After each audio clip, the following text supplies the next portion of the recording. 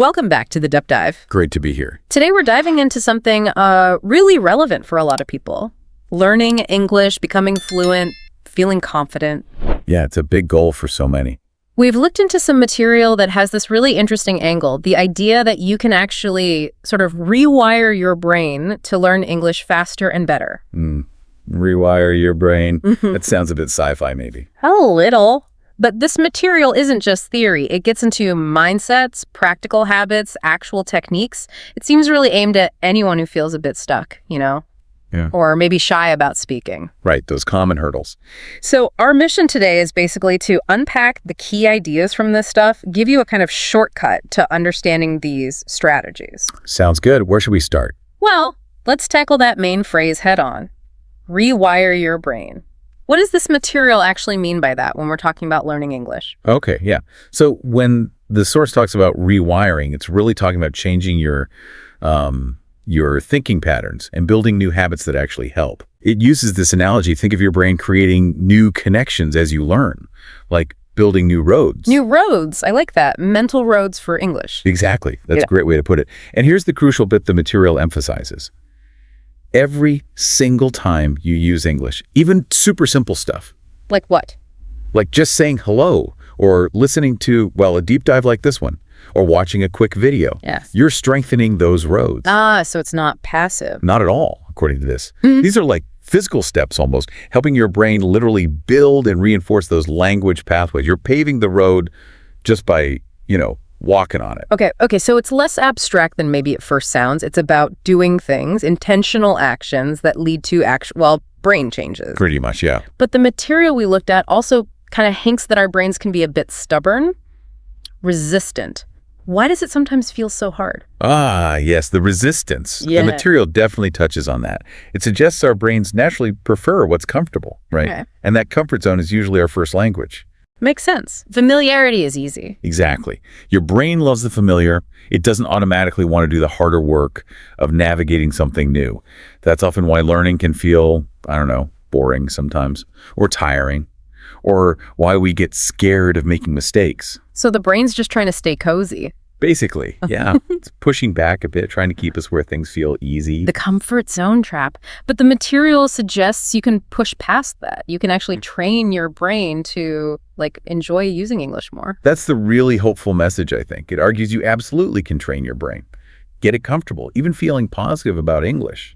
A big piece of that seems to be mindset. Positive mindset. How so? Well, the idea is when you feel more relaxed, genuinely positive about learning, your brain is just more receptive. You learn better, faster. Makes sense, right? Totally. Stress kills learning. So, okay, thinking positive is one thing, but what about actual doing? The material talks a lot about habits, routines. It really does zero in on daily habits. The core argument is, if you want fluency, you've got to use English every single day. No shortcuts there. Every day. Okay. That sounds potentially daunting. But here's the thing. It stresses this doesn't mean hours and hours. The material suggests even 15 to 30 minutes a day can make a real difference. Just 15 to 30 minutes. Seriously, that sounds actually doable, even for busy people. Right. Very manageable. And it gives concrete examples. Like what kind of things? Okay, so maybe listen to an English podcast for just 5 minutes while you make coffee. Simple. Then maybe later, watch a short 10-minute YouTube video or something on TikTok in English. Okay. And then maybe in the evening, spend 15 minutes just writing 3 to 5 sentences in English about your day. Really basic stuff. Right. And it adds a weekly thing too. Yeah. Like setting aside 15 minutes to actually speak with someone, maybe online, a friend, or even, using AI tools now for practice. Those are great examples because they're so small and specific. It's not study for an hour. It's listen for 5 minutes, breaking it down.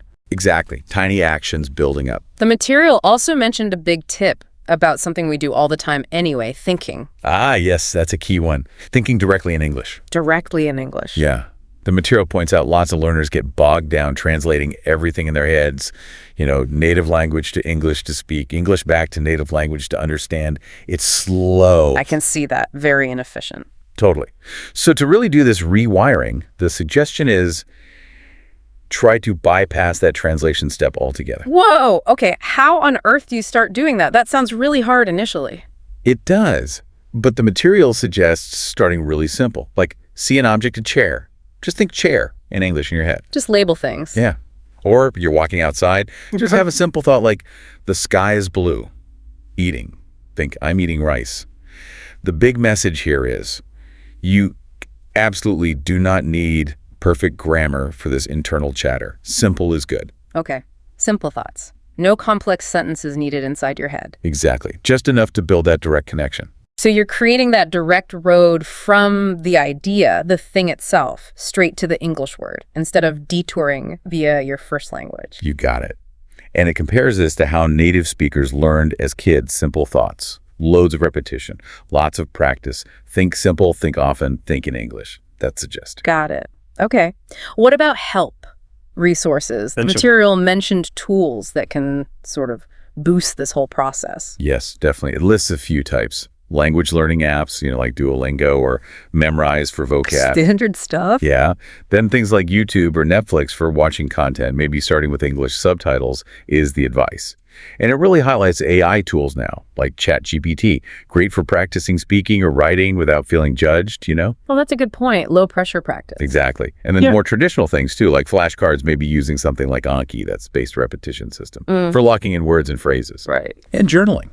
Even just those 5 sentences a day we talked about. Yeah. Maybe use simple prompts like, today I did X, I feel Y, I learned Z, I want to improve, that kind of thing. That's a pretty comprehensive list. But surely the advice isn't to use all of that at once? That sounds overwhelming. Oh, definitely not. No, the advice is pretty clear. Pick just, say, 2 or 3 tools that actually appeal to you. Things you find manageable, maybe even a bit fun. Okay. And then the key is committing to using those tools consistently, making them part of that daily routine we discussed. Because, as we keep saying, consistency is framed as the absolute foundation for this rewiring. Consistency, right. But how do you stay consistent? Learning a language is, it's a long game. Does the material talk about motivation? Keeping going. It does. It uses a nice analogy like growing a plant. You have to water it, give it sun every day, right? Even if you don't feel like it sometimes. Some days feel easier, some harder, but the core message is just keep showing up. That's how you succeed. And a huge part of sticking with it, the material suggests, is believing in yourself and positive self-talk. Positive self-talk, like literally telling yourself good things. Precisely. The material views saying things like, I can learn English, I am getting better, I believe in myself, mistakes are okay, not just as, feel-good fluff. It sees them as actual brain training, saying them daily, really trying to believe them. It's about intentionally building those positive pathways, reinforcing the I can do this message in your brain. So you're training your brain with language and with positive thoughts about the process itself. That clicks perfectly with the whole rewiring idea. Exactly. Any other quick tips for staying motivated that it mentioned? Yeah, a simple but apparently powerful one. Celebrate the small wins. Seriously small. Like, did you manage to speak English for just 5 minutes today? Awesome. Celebrate that. Did you understand one new sentence in that video? Great.